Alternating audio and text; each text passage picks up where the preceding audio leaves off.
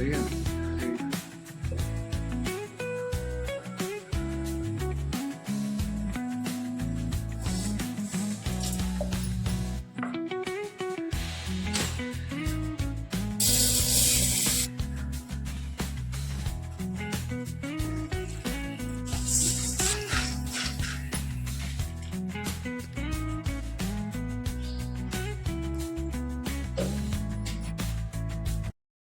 ನಮಸ್ಕಾರ ರೀ ಎಲ್ಲರಿಗೂ. ಬೆಳಗಿನ ಶುಭೋದಯ ರೀ. ಎಲ್ಲರೂ ಹೆಂಗದಿರಿ? ಆರಾಮದಿರೇನು? ನಾವು ಆರಾಮದೀವಿ ನೋಡ್ರಿ. ನೀವು ಎಲ್ಲರೂ ಆರಾಮದ್ರಿ ಅಂತೇಳಿ ಭಾವಿಸ್ತಾ ಇವತ್ತಿನ ಲಾಗ್ನ ಸ್ಟಾರ್ಟ್ ಮಾಡೋಣ ಬರ್ರಿ. ಇವತ್ತು ಶುಕ್ರವಾರ ಬೆಳಗ್ಗೆ 6 ಗಂಟೆ ಆಗಿ 40 ನಿಮಿಷ ಆಗೈತೆ ನೋಡ್ರಿ. ಇವಾಗಂತೂ ಕ್ಲೈಮೇಟ್ಸ ಫುಲ್ ಕೋಲ್ಡ್ ಐತಿ. ಜಲ್ದಿ ಹೇಳ್ಬೇಕಂದ್ರೂ ಆಗಂಗೆ ಇಲ್ಲ ನೋಡ್ರಿ. ಅಂದರೆ ಸಣ್ಣಗೆ ಮಳೆ ಮತ್ತು ತಣ್ಣಗಿತ್ತಂದ್ರೆ ಏನೋ ಕೆಲಸ ಮಾಡೋಕೆ ಮನಸ್ಸು ಬರೋಂಗಿಲ್ಲ ರೀ. ಆದ್ರೂ ಹಬ್ಬ ಐತಲ್ಲ, ಹಾಗಾಗಿ ಜಲ್ದಿ ಎದ್ದು ಫಸ್ಟಿಗೆ ಬಟ್ಟೆ ಎಲ್ಲ ತೊಳೆದು ಹಾಕ್ತೀರಿ. ನಿನ್ನಿದ್ದು ಬಟ್ಟೆ ಹಂಗೆ ಇಟ್ಟಿದ್ದೆ, ತೊಳೆದು ಹಾಕಿ ಜಳಕ ಎಲ್ಲ ಮುಗಿಸ್ಬಿಟ್ಟು ಹೊರಗಡೆ ರಂಗೋಲಿನೂ ಹಾಕಿದೆ ನೋಡ್ರಿ. ಇನ್ನು ದೇವ್ರ ಮನೆಯೊಳಗೆ ನಿನ್ನೆ ಇಟ್ಟಿದ್ದು ಹೂವೆಲ್ಲ ತೆಗೆದು ಮತ್ತು ರಂಗೋಲಿ ಹಾಕಿದ್ದೆಲ್ಲ ತೆಗೆದ್ಬಿಟ್ಟು ಮತ್ತು ಹೊಸದಾಗಿ ಹೂವು ತಂದು ಇಟ್ಬಿಟ್ಟು ಮತ್ತು ರಂಗೋಲಿ ಎಲ್ಲ ಹಾಕಿಬಿಟ್ಟು ಪೂಜೆಗೆ ರೆಡಿ ಮಾಡ್ಕೋಬೇಕು ನೋಡ್ರಿ. ಈಗ ಎಲ್ಲ ಕ್ಲೀನ್ ಮಾಡ್ಕೊಂಬಿಟ್ಟು ಹೊಸದಾಗಿ ಹೂವೆಲ್ಲ ತಂದುಬಿಟ್ಟು ಈಗ ರಂಗೋಲಿನೂ ಎಲ್ಲ ಹಾಕಿ ದೀಪ ಹಚ್ಚಾಕಂತೀನಿ ನೋಡ್ರಿ. ದೀಪ ಹಚ್ಚಿ ತುಪ್ಪದ ಆರತಿ ಎಲ್ಲ ಬೆಳಗ್ಬಿಟ್ಟು ಸಿಂಪಲ್ಲಾಗಿ ಈ ರೀತಿ ಬೆಳಗ್ಗೆ ಪೂಜೆ ಮಾಡೋದು. ಅಂದ್ರೆ 9 ದಿವಸ ಎಲ್ಲರ ಮನೆಯೊಳಗೆ ಇದೇ ರೀತಿ ಇರುತ್ತಂತ ನಾನು ಅಂದ್ಕೊಂಡಿದ್ದೀನಿ ರೀ. ನಮ್ಮ ಮನೆಯೊಳಗೂ ಅದೇ ರೀತಿ ನೋಡ್ರಿ. ಬೆಳಗ್ಗೆ ಎದ್ದ ಕೂಡಲೇ ಫಸ್ಟಿಗೆ ಪೂಜೆ ಅಷ್ಟು ಮಾಡಿಬಿಟ್ರೆ ಮನಸ್ಸಿಗೆ ಒಂಥರ ಖುಷಿನೂ ಆಗುತ್ತೆ. ಮತ್ತು ಬೆಳಗ್ಗೆ ಅದನ್ನೊಂದು ಕೆಲಸ ಆಗ್ಬಿಡ್ತಂದ್ರೆ ಮತ್ತು ನೆಕ್ಸ್ಟ್ ಕೆಲಸ ಮಾಡೋಕ್ಕೆ ಈಸಿ ಆಗುತ್ತಲ್ರಿ. ಹಾಗಾಗಿ ಬೆಳಗ್ಗೆನೇ ಪೂಜೆ ಎಲ್ಲ ಮುಗಿಸ್ಬಿಟ್ಟು ಈಗಿದ್ರೆ ನೈವೇದ್ಯನೂ ಮಾಡಿ ನಮಸ್ಕಾರ ಮಾಡ್ಕೊಳಕಂತೀನಿ ನೋಡ್ರಿ. ಲಾಸ್ಟಿಗೆ ಏನೈತಲ್ಲ ಧೂಪ ಹಾಕಬೇಕಾಗುತ್ತೆ. ಆಲ್ರೆಡಿ ಖಾಲಿ ಹಾಕಿ ಬಂದವ್ರಿ. ಅಂದ್ರೆ ಇನ್ನೂ 4-5 ದಿವಸ ಬೇಕಾಗುತ್ತೆ. ಅಂದ್ರೆ ಇವಾಗಂತೂ ಸಿಗೋದೇ ಇಲ್ಲರಿ. ನಾನು ಮನೆಯೊಳಗನ ರೆಡಿ ಮಾಡ್ಕೊಂಡಿದ್ದೆ, ಆಲ್ಮೋಸ್ಟ್ ಖಾಲಿ ಆಗ್ಯಾವ. ಇನ್ನೊಂದು ಸ್ವಲ್ಪ ಅದಾವು, ಆದರೆ 9 ದಿವಸ ಆಗ್ತಾವಿಲ್ಲೋ ಗೊತ್ತಿಲ್ಲ. ಹಾಗಾಗಿ ಸ್ವಲ್ಪನೇ ಕುಳ್ಳು ಹಚ್ಬಿಟ್ಟು ಧೂಪನೂ ಹಾಕಿದೆ ನೋಡ್ರಿ. ಈಗ ತನೋ ಮತ್ತು ಮನೂ ಕಾಲೇಜ್ಗೆ ಹೊಂಟಾರ ನೋಡ್ರಿ. ಸಣ್ಣ ಮಳೆ ಐತ್ಲ, ಹಾಗಾಗಿ ರೇನ್ಕೋಟ್ ಹಾಕ್ಕೊಂಡು ಹೋಗಂದ್ರು ಅಂತ ಛತ್ರಿ ತೊಗೊಂಡು ಹೊಂಟಾರು. ಬ್ಯಾಗೆಲ್ಲ ತೊಯ್ತೈತಿ ಅಂದ್ರೆ ಕೇಳಂಗೆ ಇಲ್ಲ ರೀ ಹುಡುಗರು. ಈ ಕಾಲೇಜ್ಗೆ ಹೋದ್ರು. ನಾನು ಬೆಳಗ್ಗೆ ಧ್ಯಾನ ಮಾಡಿತಿಲ್ಲ ರೀ, ಅಂದ್ರೆ ಪ್ರಾಣಾಯಾಮ ಮಾಡಿತಿಲ್ಲ, ಸ್ವಲ್ಪ ಮಾಡೋಣ ಅಂತೇಳಿ ಕುಂತಿದ್ದೆ. ಮತ್ತು ಅವರು ಕಾಲೇಜ್ಗೆ ಹೋದ್ಮೇಲೆ ಇನ್ನೇನು ಕೆಲಸ ಇರೋದ್ರಿ, ನಾಷ್ಟದ ಕೆಲಸನೂ ಇದ್ದಿತ್ತಿಲ್ಲ. ಹಾಗಾಗಿ ಈಗಿದ್ರೆ ಸ್ವಲ್ಪ ಹೊತ್ತು ಪ್ರಾಣಾಯಾಮ ಎಲ್ಲ ಮುಗಿಸ್ಬಿಟ್ಟು ಕುಂತಿದ್ದೆ ರೀ. ನಮ್ಮ ಮನೆಯವರಿದ್ರೆ ಹೊರಗಡೆ ಹೋಗಿ ಚಹಾ ಮಾಡಾಕಂತಾರೆ. ಅವರು ಇವತ್ತೇ ಕೆಲ್ಸಕ್ಕೆ ಹೋಗಂಗಿಲ್ಲ, ಹಾಗಾಗಿ ಮತ್ತು ಮಳೆನೂ ಐತಲ್ರಿ. ಅವರಿಗೆ ಚಹಾ ಕುಡಿಬೇಕಂತ ಅನ್ಸಿದ್ದು ಕಾಣ್ತೈತಿ. ಅದಕ್ಕೆ ನಾನು ಹೊರಗಡೆ ಕುಂತಿದ್ದೆ. ನನಗೇನು ಚಹಾ ಬೇಕಾಗಿತ್ತಿಲ್ಲ ರೀ, ಆದರೆ ಅವರು ರೆಡಿ ಮಾಡಾಕಂತಿದ್ರು. ನನಗೂ ರೆಡಿ ಮಾಡಿದರು. ಚಹಾ ಅಂತೂ ಕುಡಿಯೋಕೆ ಆಗಲ್ಲಾಗಿತ್ತು, ಅಷ್ಟು ಸ್ವೀಟ್ ಮಾಡಿಬಿಟ್ಟಿದ್ರು. ನನಗೆ ಚಹಾ ಸ್ವೀಟ್ ಅಂದ್ರೆ ಅಷ್ಟು ಇಷ್ಟ ಆಗಂಗಿಲ್ಲ ರೀ. ಅಂದರೆ ಸ್ವಲ್ಪ ಲೈಟಾಗೆ ಸ್ವೀಟ್ ಇರಬೇಕು ಅಂದರೆ ಚಹಾ ಕುಡಿಬೇಕಂತ ಅನ್ಸುತ್ತಾ. ಆದರೆ ಇವರು ಫುಲ್ ಸಕ್ಕರೆ ಹಾಕಿಬಿಟ್ಟಿದ್ರು, ಎಲ್ಲಿ ಕುಡಿಯೋಕೆ ಆಗಲ್ಲಾಗಿತ್ತು. ಮತ್ತು ನಾನು ಇಷ್ಟು ಅಲ್ಲ ಅಂತೇಳಿ ಅವ್ರಿಗೆ ಹಾಕಿದೆ, ಆದ್ರೂ ಕುಡಿಯೋಕೆ ಆಗಲೇ ಇಲ್ಲ ಅಷ್ಟೊಂದು. ಈಗಿದ್ರೆ ಸ್ವಲ್ಪ ಹೊತ್ತು ಚಹಾ ಕುಡಿದು ಕುಂತಿದ್ದೀವಿ ರೀ. ಟೈಮ್ 12 ಗಂಟೆ ಆಗಿತ್ತು. ಸ್ವಲ್ಪ ದಾಳಿಂಬ್ರೆ ಆದರೂ ತಿಂದ್ರಿ ಅಂತೇಳಿ ತಂದು ಕೊಟ್ಟೆ. ನಾನು ಅಲ್ಲ ಅಂತೇಳಿ ಕುಂತಿದ್ರು. ತಿಂದ್ರಿ, ಸುಮ್ಮನೆ ಯಾಕೆ ಕೂಡ್ತೀರಿ ಅಂಥೇಳಿ ಅನ್ನಕತ್ತಿದ್ದೆ. ನಾನು ಸ್ವಲ್ಪ ತಿಂತೀನಿ, ನೀವು ಸ್ವಲ್ಪ ತಿಂದ್ರಿ ಅಂತೇಳಿ ಅವರು ಬಿಡಿಸಿಟ್ಟಿದ್ದಾರೆ. ಇದು ಆ್ಯಕ್ಚುಲಿ ತಿಂದಿತ್ತಿಲ್ಲ, ಹಾಗಾಗಿ ತಿಂದ್ರಿ. ಮತ್ತು ಖಾಲಿ ಆಗಬೇಕಲ್ಲ, ಭಾಳ ದಿವಸ ಇಟ್ರೂ ಸರಿ ಆಗಂಗಿಲ್ಲವು, ಅಂದ್ರೆ ಹಾಳಾಗ್ತಾವಂತೇಳಿ ತಂದು ಕೊಟ್ಟೆ. ಅವ್ರಿಗೆ ಇಷ್ಟು ಕೊಟ್ಟು ನಾನಷ್ಟು ತಿಂದ್ರಾಯ್ತು ಅಂತೇಳಿ. ನಮ್ಮ ಮನ್ಯಾಗ ಯಾರೇ ಒಬ್ರು ಇದ್ರಂದ್ರೆ ಅವ್ರ ಸಿಲಿಂಡ್ರೆ ಮಾಡಿಬಿಟ್ಟು ತಿನ್ನೋದಾಗುತ್ತೆ. ಒಬ್ಬರೇ ಇದ್ದಾಗ ಹೋಲ್ಬಿಡು ಅಂತೇಳಿ ಸುಮ್ಮನೆ ಕುಂತು ಬಿಡೋದಾಗುತ್ತೆ. ಇವತ್ತು ನೋಡ್ರಿ ಬೆಳಗ್ಗೆ ಚಹಾ ಕುಡಿದೆ ಮತ್ತು ದಾಳಿಂಬ್ರಿನೂ ಸ್ವಲ್ಪ ತಿಂದೆ. ಮತ್ತು ನಮ್ಮ ಮನೆಯವ್ರಿಗೆ ಶೇಂಗಾದು ಹುರಿದು ಕೊಟ್ರಾಯ್ತು ಅಂತೇಳಿ ಹುರಿಯಾಕಂತೀನಿ ನೋಡ್ರಿ. ಸ್ವಲ್ಪ ಶೇಂಗಾ ಮತ್ತು ಸ್ವಲ್ಪ ಸನ್ಫ್ಲವರ್ ಸೀಡ್ಸ್ ಮತ್ತು ಪಂಪ್ಕಿನ್ ಸೀಡ್ಸ್ನು ಸ್ವಲ್ಪ ಹುರ್ಕೊಂಡು ತಿಂದರೆ ಆಯಿತು. ಸುಮ್ಮನೆ ಕುಂದ್ರಕ್ಕಿಂತ ರೀ ಟೈಮ್ ಪಾಸ್ನೂ ಆಗುತ್ತೆ ಮತ್ತು ತಿನ್ನಾಕೂ ಆಗುತ್ತಲ್ರಿ.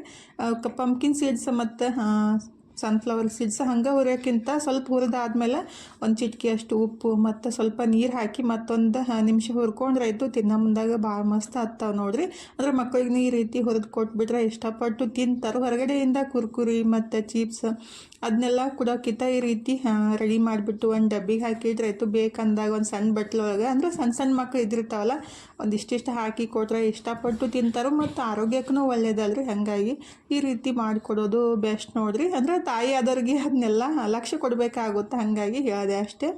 ಈಗಿದ್ರೆ ಟೈಮ್ 2 ಗಂಟೆ ಆಗೈತೆ ನೋಡ್ರಿ. ಮನೂ ಬಂದಿತ್ತಿಲ್ಲ. ಮನನ ಸಿಲಿಂಡರ್ ಹತ್ರ ಅನ್ನಕ್ಕೆ ಇಟ್ಟಿದ್ದೆ. ಮತ್ತು ಇವತ್ತು ಸಂಜೆಗೆ ಏನೈತಿಲ್ಲ ನೈವೇದ್ಯಕ್ಕೆ ಸಜ್ಜಿಗೆ ಹೋಳಿಗೆ ಮಾಡ್ಬೇಕಂತೇಳಿ ರೆಡಿ ಮಾಡ್ಕೊಳಕಂತೀನಿ ನೋಡ್ರಿ. ಇದು ಫಸ್ಟಿಗೆ ಹೂರಣ ರೆಡಿ ಮಾಡಬೇಕಾಗುತ್ತೆ. ಸಡನ್ನಾಗಿ ರೆಡಿ ಮಾಡಿಬಿಟ್ಟು ಹೋಳಿಗೆ ಮಾಡೋಕ್ಕಾಗಂಗಿಲ್ಲ ಅಂದ್ರೆ ಅದು ತಣ್ಣಗಾಗಬೇಕಾಗುತ್ತೆ. ಹಾಗಾಗಿ ಮತ್ತು ತಣ್ಣಗಾಗಕ್ಕೆ ಸ್ವಲ್ಪ ಟೈಮ್ನೂ ಬೇಕಾಗುತ್ತೆ ರೀ. ಈಗ ನಾನು ಸಜ್ಜಿಗೆ ಹೋಳಿಗೆ ಮಾಡೋಕೆ ಏನೈತಿಲ್ಲ ಒಂದು ದೊಡ್ಡ ಗ್ಲಾಸಷ್ಟು ಗೋಧಿ ತೊಗೊಂಡಿದ್ದೀನಿ ರೀ. ಸಜ್ಜಿಗೆ ಹೋಳಿಗೆ ಇದೇ ರೀತಿ ಮಾಡ್ತಾರೆ ನಮ್ಮ ಕಡೆ ಎಲ್ಲ ರೀ, ಹಳ್ಳಿ ಸೈಡೆಲ್ಲ. ಮತ್ತು ನಮ್ಮ ಅಜ್ಜಿಯದು ಇದೇ ರೀತಿ ಮಾಡ್ತಿದ್ರು. ಈಗ ನಾನು ಅದೇ ರೀತಿ ಒಳಗೆ ಸಜ್ಜಿಗೆ ಹೋಳಿಗೆ ರೆಡಿ ಮಾಡ್ಕೊಳಕಂತೀನಿ ನೋಡ್ರಿ. ಇದನ್ನ ಹೂರಣ ರೆಡಿ ಮಾಡಿಬಿಟ್ಟು 1-2 ತಾಸು ಬಿಟ್ಟನೆ ಹೋಳಿಗೆ ಮಾಡ್ಕೋಬೇಕಾಗುತ್ತೆ. ಅವಾಗೆಲ್ಲ ರಾತ್ರಿನೇ ರೆಡಿ ಮಾಡಿಟ್ಟು ಬೆಳಗ್ಗೆ ಮಾಡ್ತಿರಲಿಲ್ಲ. ಬೆಳಗ್ಗೆ ರೆಡಿ ಮಾಡಿಟ್ಟು ರಾತ್ರಿ ಎಲ್ಲ ಕೆಲಸ ಮುಗಿದ್ಮೇಲೆ ಮಾಡ್ತಿದ್ರು. ಅಂದರೆ ಎಲ್ಲಿ ಮಕ್ಕಳು ಮನೆಗೆ ಹೋಗೋದಾಗಲಿ ಮತ್ತು ಕುಬಸ್ನಾಗಾಗಲಿ ಮತ್ತು ಹೊಸದಾಗಿ ಮಗಳು ಗಂಡು ಮನೆಗೆ ಹೋಗೋ ಮುಂದಾಗಲಿ ನಮ್ಮ ಕಡೆ ಈ ರೀತಿ ಸಜ್ಜಿಗೆ ಹೋಳಿಗೆ ಮಾಡಿ ಕಟ್ಟಿ ಕಳಿಸ್ತಾರೆ. ಅವಾಗೆಲ್ಲ 1000, 500, 2000 ಹೋಳಿಗೆ ಗಂಡು ಮನೆಗೆ ಹೋಗ್ಬೇಕಾದ್ರೆ ಕಟ್ಟಿ ಕಳಿಸ್ತಿದ್ರು. ನಮ್ಮ ಮದುವೆ ಒಳಗೂ ಅಷ್ಟೇ ರೀ, 1000 ಹೋಳಿಗೆನ ಕೊಟ್ಟು ಕಳಿಸಿದ್ರು. ಅಂದರೆ ಹೊಸದಾಗಿ ಹೋಗೋ ಮುಂದಾಗ ಏನೈತಲ್ರಿ, ಇಷ್ಟು ತೊಗೊಂಡು ಬಾ ಅಂತೇಳಿ ಗಂಡು ಮನೆಯವ್ರು ಹೇಳ್ತಾರ, ಅಷ್ಟು ಹೋಳಿಗೆನ ತೊಗೊಂಡು ಹೋಗ್ಬೇಕಾಗುತ್ತೆ.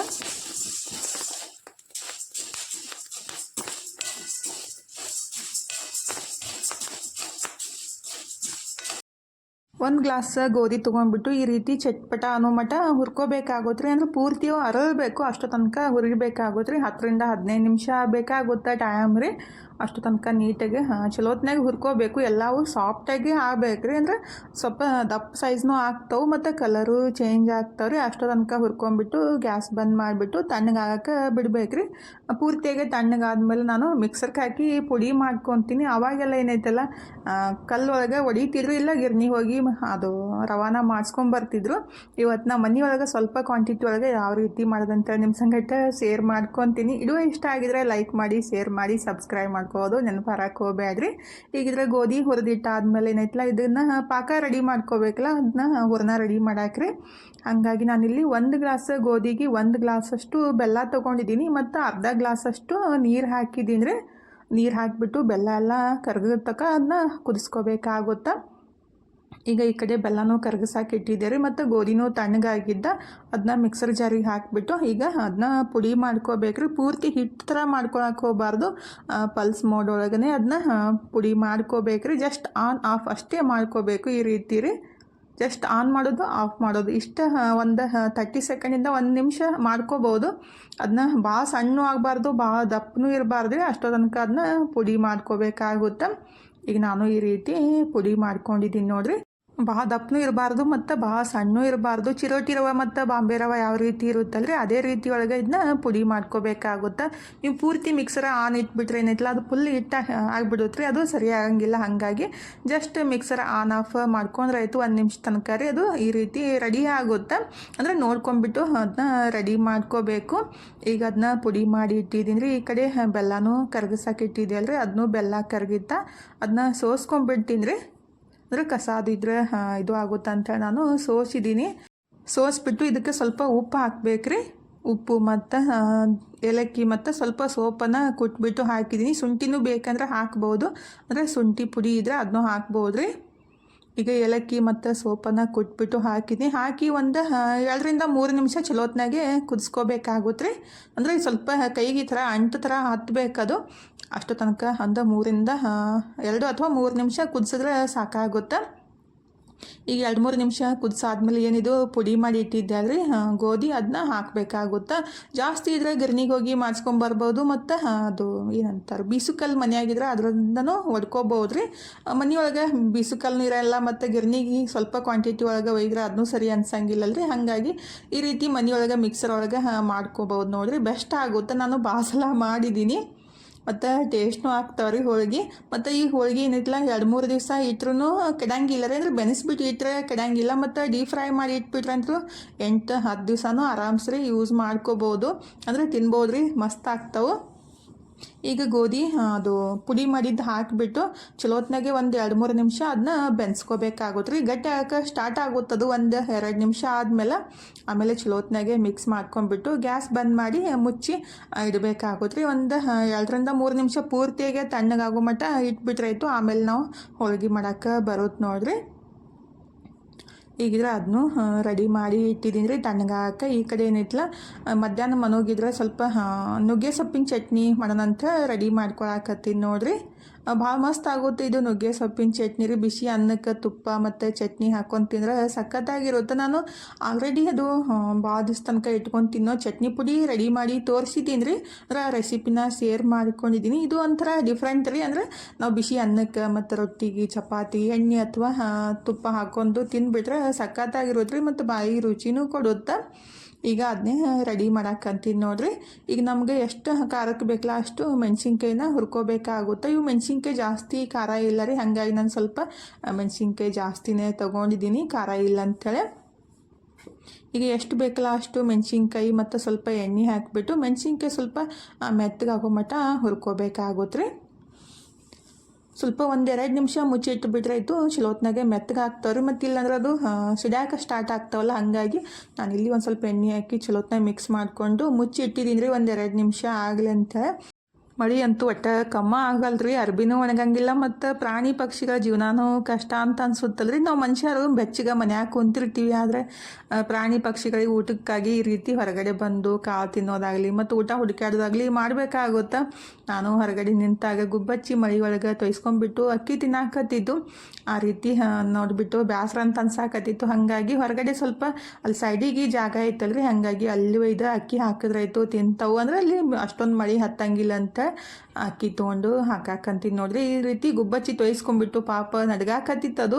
ಮತ್ತು ನಾವು ಹಿಡ್ಯಾಕೆ ಹೋದ್ರೆ ಅವಕ್ಕೆ ತ್ರಾಸ ಆಗುತ್ತಲ್ರಿ. ನಾನು ಅಲ್ಲೇ ಸ್ವಲ್ಪ ಅಕ್ಕಿ ಹಾಕಿ ಬಂದೆ ತಿನ್ಲಿ ಅಂತೇಳಿ. ಅಂದರೆ ಅಲ್ಲಿ ಮೈ ತೊಯ್ಯಂಗಿಲ್ಲಲ್ರಿ, ಅದಕ್ಕಾಗಿ ಅಕ್ಕಿ ಹಾಕಿಬಿಟ್ಟು ಕರೆಯಾಕತ್ತಿದ್ದೆ. ಅವನು ಬರಲಾಗಿದ್ದು. ಅಂದರೆ ಹೊಸದಾಗಿ ಅಕ್ಕಿ ಹಾಕಿಬಿಟ್ರೆ ಅಲ್ಲಿ ಬರಂಗಿಲ್ಲ ರೀ. ಡೈಲಿ ಏನು ಹಾಕ್ತೀವಲ್ಲ ಅಲ್ಲೇ ಬಂದು ತಿನ್ನೋಕೆ ಸ್ಟಾರ್ಟ್ ಮಾಡಿಬಿಡ್ತಾವೆ, ಅಲ್ಲೇ ಹುಡುಕಾಡ್ತಾವೆ. ಈಗ ಅವಕ್ಕೂ ಅಕ್ಕಿ ಹಾಕಿ ಬಂದೆ ರೀ. ಇದೇನು ಮೆಣಸಿನ್ಕಾಯಿ ಮುಚ್ಚಿಟ್ಟಿದ್ದೆ ಅಲ್ರಿ, ಅದನ್ನು ಮೆತ್ತಗಾಗಿದ್ದು ಮೆಣಸಿನ್ಕಾಯಿ, ಅದಕ್ಕೆ ಒಂದು ಹಿಡಿಯಷ್ಟು ಶೇಂಗಾ ಹಾಕಂತೀನಿ ನೋಡ್ರಿ. ನೀವು ಬೇಕಂದ್ರೆ ಕೊಬ್ಬರಿ ಅಥವಾ ಅದು ಎಳ್ಳು ಹಾಕ್ಬೋದು. ಶೇಂಗಾದ ಬದಲಿ ಸ್ವಲ್ಪ ಎಳ್ಳು ಮತ್ತು ಕೊಬ್ಬರಿನೂ ಬಳಸ್ಬಿಟ್ಟು ಇದನ್ನ ಚಟ್ನಿ ರೆಡಿ ಮಾಡ್ಕೋಬೋದು. ಇಲ್ಲ ಶೇಂಗಾ ಸ್ವಲ್ಪ ಬೇಕಂದ್ರೆ ಎಳ್ಳು ಕೊಬ್ಬರಿ ಮೂರನ್ನೂ ಹಾಕಿಬಿಟ್ಟು ಚಟ್ನಿ ರೆಡಿ ಮಾಡ್ಕೋಬೋದು ರೀ. ಈಗ ಶೇಂಗಾ ಹಾಕಿ ಚಲೋತ್ನಾಗ ಹುರ್ಕೊಂಡ್ಮೇಲೆ ಆಮೇಲೆ 2 ಹಿಡಿಯಷ್ಟು ನಾನು ಇಲ್ಲಿ ನುಗ್ಗೆ ಪಲ್ಯ ಹಾಕಿದ್ದೀನಿ ನೋಡ್ರಿ. ಅಂದರೆ ನುಗ್ಗೆ ಸೊಪ್ಪು ಹಾಕಿದ್ದೀನಿ. ಹಾಕಿ ನುಗ್ಗೆ ಸೊಪ್ಪು ಮೆತ್ತಗಾಗೋ ಮಟ್ಟ ಹುರ್ಕೋಬೇಕಾಗುತ್ತೆ ರೀ. ಅಂದರೆ 2 ಹಿಡಿಯಷ್ಟು ನುಗ್ಗೆ ಸೊಪ್ಪು ಹಾಕಿದ್ದೀನಲ್ರಿ, ಅದು ಕರಗಿಬಿಟ್ಟು ಕಾಣಿಸೋದಿಲ್ಲ, ಅಷ್ಟು ಕಮ್ಮಿ ಆಗಿಬಿಡುತ್ತೆ. ಈಗ ರುಚಿಗೆ ತಕ್ಕಷ್ಟು ಉಪ್ಪು ಹಾಕಾಕಂತೀನಿ ನೋಡ್ರಿ. ಉಪ್ಪು ಮತ್ತು 1 ಚಮಚದಷ್ಟು ಜೀರಿಗೆ ಹಾಕಿಬಿಟ್ಟು ನುಗ್ಗೆ ಸೊಪ್ಪು ಏನೈತಿಲ್ಲ ಮೆತ್ತಗಾಗೋ ಮಟ್ಟ ಸ್ವಲ್ಪ ಎಣ್ಣೆ ಹಾಕಿಬಿಟ್ಟು ಹುರ್ಕೋಬೇಕಾಗುತ್ತೆ ರೀ. ಫಸ್ಟಿಗೆ ಸ್ವಲ್ಪ ಎಣ್ಣೆ ಹಾಕಿದ್ದೆ ನಾನು ಮೆಣಸಿನ್ಕಾಯಿ ಹುರಿಯೋ ಮುಂದಾಗ್ರಿ.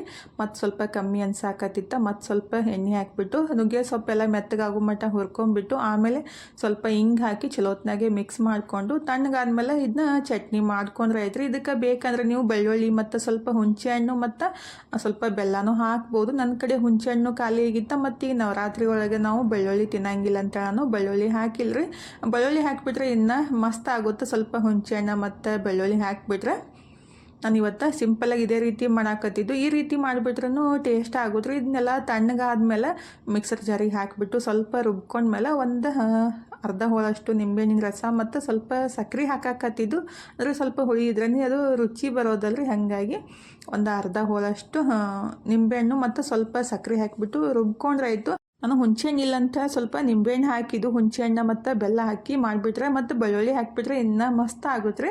ಇವತ್ತು ಸಿಂಪಲ್ಲಾಗಿ ಇದೇ ರೀತಿ ಮಾಡಿದ್ದು. ಟೇಸ್ಟ್ನು ಚಲೋ ಆಗುತ್ತೆ ಚಪಾತಿಗಾಗಲಿ ರೊಟ್ಟಿಗಾಗಲಿ ಮತ್ತು ಬಿಸಿ ಅನ್ನಕ್ಕಾಗಲಿ. ಬಿಸಿ ಅನ್ನ ಮತ್ತು ಈ ಚಟ್ನಿ ಸ್ವಲ್ಪ ತುಪ್ಪ ಹಾಕ್ಕೊಂಡು ಕಲ್ಸ್ಕೊಂಡು ತಿಂದುಬಿಟ್ರೆ ಮಸ್ತ್ ಆಗುತ್ತೆ ನೋಡ್ರಿ. ಮತ್ತು ಇದನ್ನ ರೆಡಿ ಮಾಡಿಬಿಟ್ಟು ಒಂದು 2-3 ದಿವಸ ಇಟ್ರೂ ಹಾಳಾಗಂಗಿಲ್ಲ ರೀ. ನಮ್ಗೆ ಸ್ವಲ್ಪ ದೋಸೆ ಸಂಗಟ ಇಡ್ಲಿ ಸಂಗಟ ಸ್ವಲ್ಪ ನೀರು ಥರ ಬೇಕಾಗಿದ್ರೆ ಸ್ವಲ್ಪ ನೀವು ನೀರು ಹಾಕಿಬಿಟ್ಟು ಚಟ್ನಿನ ಯೂಸ್ ಮಾಡ್ಕೋಬೋದು. ಅಂದರೆ ಅದು ಇಡೋಕ್ಕಾಗಂಗಿಲ್ಲ ರೀ. ಇದು ಆದರೆ 1-2 ದಿವಸ ಇಡ್ಬೋದು, ಹಾಳಾಗಂಗಿಲ್ಲ. ನಮ್ಗೆ ಅವಾಗ ಬೇಕಂದ್ರೆ ನೀವು ಸ್ವಲ್ಪ ನೀರು ಹಾಕಿ ರುಬ್ಕೊಂಡ್ಬಿಟ್ಟು ದೋಸೆ ಇಡ್ಲಿ ಸಂಗಟನೂ ತಿನ್ಬೋದು ನೋಡ್ರಿ. ಟೇಸ್ಟ್ ಮಸ್ತ್ ಇರುತ್ತೆ. ಮತ್ತು ಸ್ವಲ್ಪ ಬೇಕಂದ್ರೆ ಕೊಬ್ಬರಿನೂ ಹಾಕ್ಬೋದು, ಹಸಿ ಕೊಬ್ಬರಿ. ಈಗ ಫೈನಲಿ ರುಬ್ಕೊಂಡ್ಬಿಟ್ಟು ಚಟ್ನಿನೂ ರೆಡಿ ಮಾಡಿದೆ ನೋಡ್ರಿ. ಮಸ್ತ್ ಆಗುತ್ತೆ ರೀ. ನೀವು ಖಂಡಿತ ಒಂದ್ಸಲ ಟ್ರೈ ಮಾಡಿರಿ. ಅಂದರೆ ನುಗ್ಗೆ ಸೊಪ್ಪಿನೊಳಗೆ ಹಾಲಿನಕ್ಕಿಂತ ಕ್ಯಾಲ್ಸಿಯಮ್ಮ ಜಾಸ್ತಿ ಇರ್ತೈತೆ ಅಂತಾರೋ, ಹಾಗಾಗಿ ವಾರದಾಗ 1-2 ಸಲ ಯೂಸ್ ಮಾಡೋದು ಬೆಸ್ಟ್ ರೀ. ಅಂದರೆ ಡೈಲಿ ಸ್ವಲ್ಪ ನುಗ್ಗೆ ಸೊಪ್ಪು ಯೂಸ್ ಮಾಡೋದು ಚಲೋ ಅಂತ ಹೇಳ್ತಾರೆ, ಆದರೆ ಡೈಲಿ ಸಿಗಂಗಿಲ್ಲ ರೀ. ಹಾಗಾಗಿ ನಮಗೆ ಸಿಕ್ಕಾಗ 1-2 ದಿವಸ ಆದ್ರೂ ತಿನ್ಬೋದು.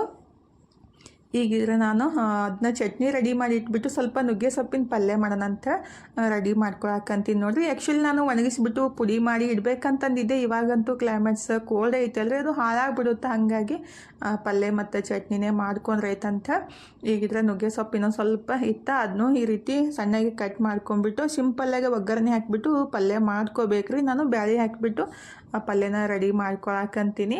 ಒಂದು ಕಡಾಯಿನ ಅಂದರೆ ಅದು ಏನು ಮೆಣಸಿನ್ಕಾಯಿ ಹುರಿದಿದ್ದಲ್ರಿ, ಅದೇ ಕಡಾಯಿ ಒಳಗೆ ಸ್ವಲ್ಪ ಎಣ್ಣೆ, ಜೀರಿಗೆ ಮತ್ತು ಇದು ನುಗ್ಗೆ ಸೊಪ್ಪಿನ ಚಟ್ನಿ ಏನು ರೆಡಿ ಮಾಡಿದ್ದೆ ಅಲ್ರಿ, ಅದನ್ನೇ ಚಟ್ನಿನ ಹಾಕಿಬಿಟ್ಟು ಪಲ್ಯ ಮಾಡ್ಕೊಳಕತ್ತಿದ್ದು. ನೀವು ಬೇಕಂದ್ರೆ ಖಾರದ ಪುಡಿ ಹಾಕಿಬಿಟ್ಟು ರೆಡಿ ಮಾಡ್ಕೋಬೋದು. ಬೆಳ್ಳುಳ್ಳಿ ಮತ್ತು ಖಾರದ ಪುಡಿ ಹಾಕಿಬಿಟ್ಟು ಮಾಡ್ಕೊಂಬಿಟ್ರೂ ಟೇಸ್ಟ್ ಆಗುತ್ತಾ.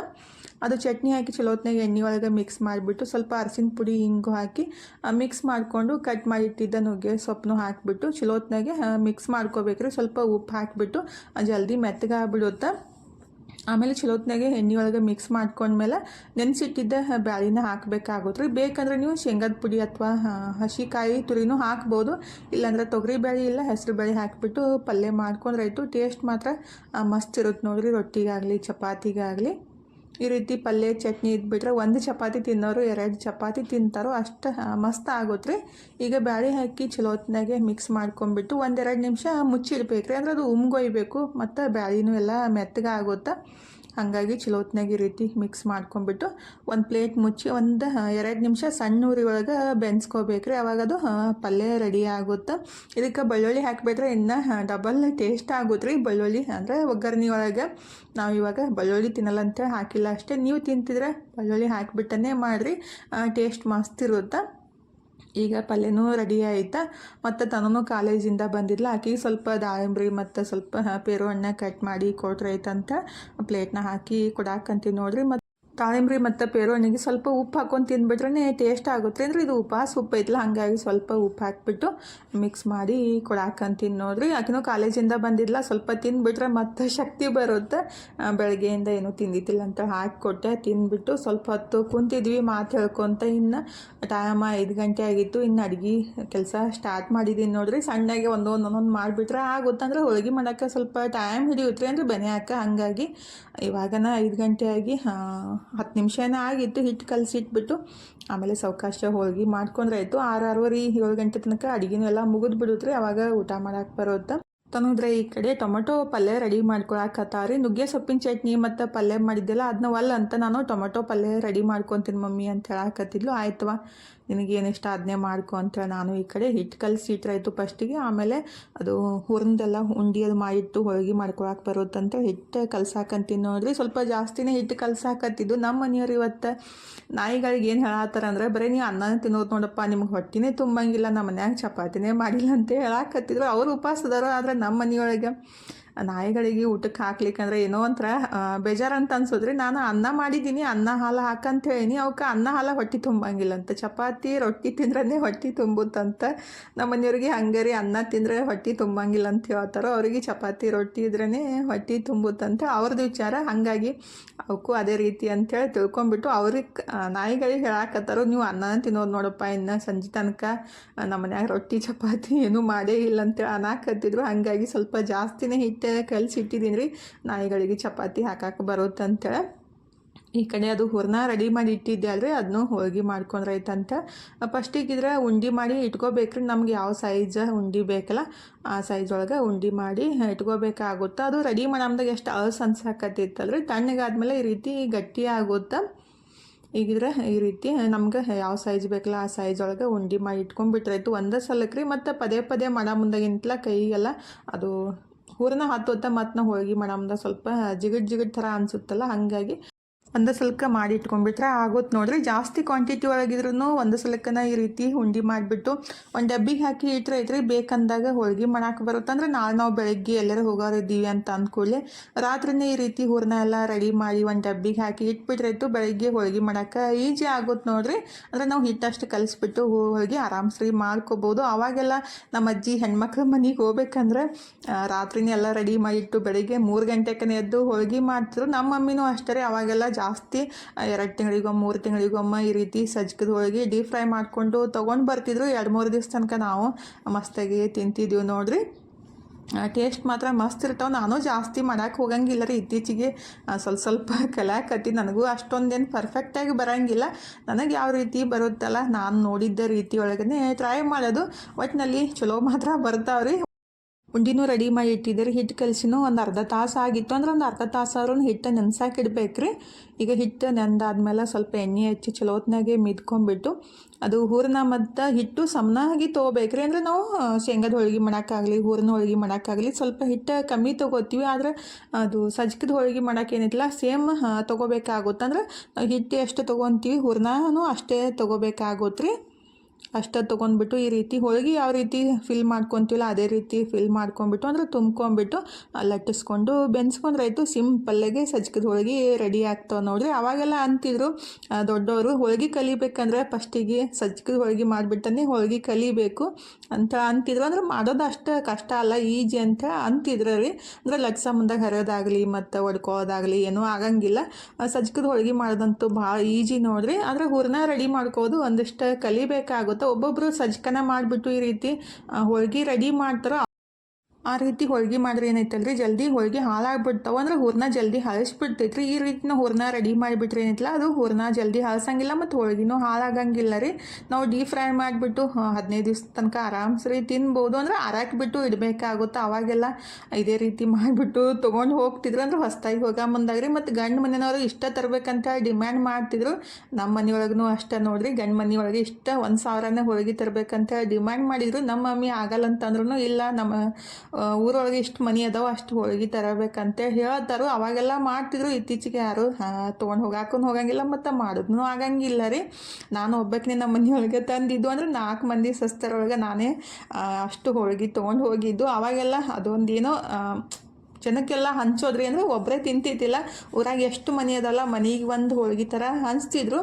ಯಾರಿಗೆಲ್ಲ ಈ ರೀತಿ ಮಾಡಿದ್ರು ಅಂತೇಳಿ ಕಮೆಂಟ್ ಬಾಕ್ಸ್ ಒಳಗೆ ಹೇಳ್ರಿ. ನಮ್ಮ ಮನೆಯೊಳಗೂ ಅದೇ ರೀತಿ ಮಾಡಿದರು.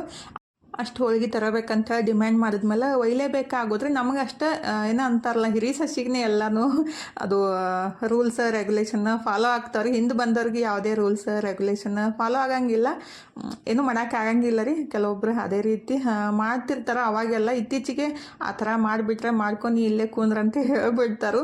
ಯಾಕಂದ್ರೆ ಮನೆ ವಿಷಯ ಬರೋಕ್ಕಿಂತ ಮುಂಚೆನೇ ಎಲ್ಲ ತಿಳ್ಕೊಂಬಿಟ್ಟಿರ್ತಾರೋ. ಹಾಗಾಗಿ ಯಾರು ಅಂಜಾಕೆ ಹೋಗಂಗಿಲ್ಲ ರೀ. ಅವಾಗೆಲ್ಲ ಗಂಡ್ಮಕ್ಳು ಅಷ್ಟೊಂದೇನು ಮನೆ ವಿಷಯ ಬಗ್ಗೆ ಹೇಳ್ತಿದ್ದಿಲ್ಲ. ಅಂದರೆ ಮೊಬೈಲು ಜಾಸ್ತಿ ಇದ್ದಿತ್ತಿಲ್ಲ ರೀ. ಹಾಗಾಗಿ ಯಾರೂ ಜಾಸ್ತಿ ಮಾತಾಡ್ತಿತ್ತಿಲ್ಲ. ಇತ್ತೀಚೆಗೆ ಮೊಬೈಲ್ ಅಂತೂ ಏನಂತ ಕಿವಿ ಹಿಡಿದಿದ್ದು ಅದು ತೆಗಿಯಾಕೆ ಹೋಗಂಗಿಲ್ಲ. ಹಾಗಾಗಿ ಎಲ್ಲ ವಿಷಯನೂ ಗೊತ್ತಾಗ್ಬಿಟ್ಟಿರ್ತೈತಿ. ಹಾಗಾಗಿ ಯಾರು ಅಷ್ಟೊಂದು ತಲೆ ಕೆಡ್ಸೋಳಕ್ಕೆ ಹೋಗಂಗಿಲ್ಲ ರೀ.